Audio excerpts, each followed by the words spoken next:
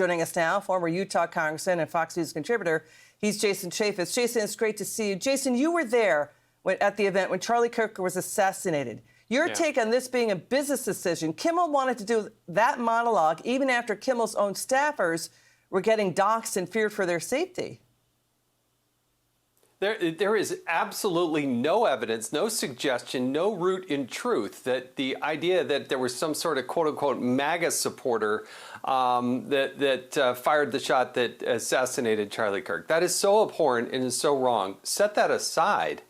Democrats are now trying to actually rewrite history. They're trying to suggest that, oh, it was the FCC chairman that threatened him. No, what happened was the grassroots, the stations themselves, the viewers, they actually said, we've had enough of this. We're not going to air this. And I think Disney rightly immediately understood the situation, the liability. They have a fiduciary responsibility to protect their shareholders. They understood the threat that Kimmel had, and to have him go on in perpetuity and compound the problem, that's why he got yanked off the air. He's lost 1 million viewers over the last 10 years. Let's go through it. Nexstar explicitly denied FCC pressure.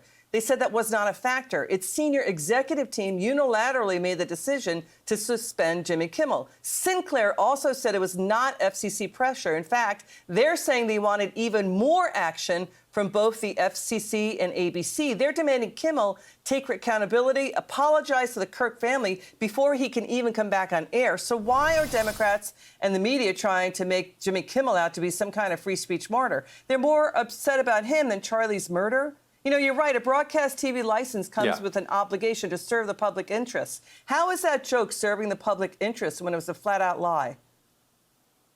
No, it's not. And look, their political goal is to blame Donald Trump and to blame Republicans and to make it look like he was forced out because that Donald Trump is some sort of, suppressing the First Amendment. That is so fundamentally wrong. I lived through the Obama years in Congress. I saw what they did to suppress people and to push them out. That's what actual suppression looks like in abusing the First Amendment. They did it multiple times and people pushing people off social media, using the Department of Justice, spying on James Rosen, the Associated Press. Those are a government overreach. And so what they're doing here, they're already trying to rewrite and gaslight history, and it is so fundamentally wrong in a week that we should be paying homage to the approach of Charlie Kirk and his message of, hey, we may disagree, but let's go ahead and debate.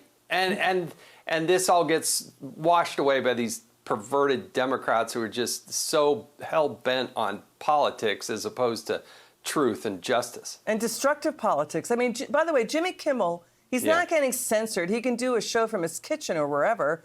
This is about holding the far left and Democrats accountable for horrific rhetoric.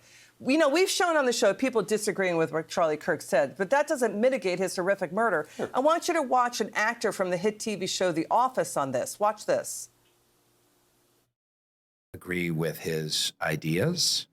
Shooting someone that we disagree with, even if they're vociferous and loud and out there, is so colossally wrong-headed. I spoke to a couple of let's say some liberal friends last night at an event, and they were like, you won't find me shedding any tears. And someone else was like, oh, well, there was a little bit of a kind of a good riddance thing. And it's like, guys, no. Yeah, I know. No. I know. We cannot think or talk that way. Not at all. That is not okay. Mark Ruffalo agreeing with that. So what's it going to take for other Hollywood celebrities, Democrat talk show hosts, and Democrats to just stop and think, stop politicizing, and just condemn and denounce the murder and assassination of Charlie Kirk? His funeral is coming up this Sunday. Your word. Yeah, Rainn Wilson, I appreciate him saying that. And Jamie Lee Curtis, she went out of her way to say, I disagree with them, but let's show an ounce of humility here. Please, come on, people.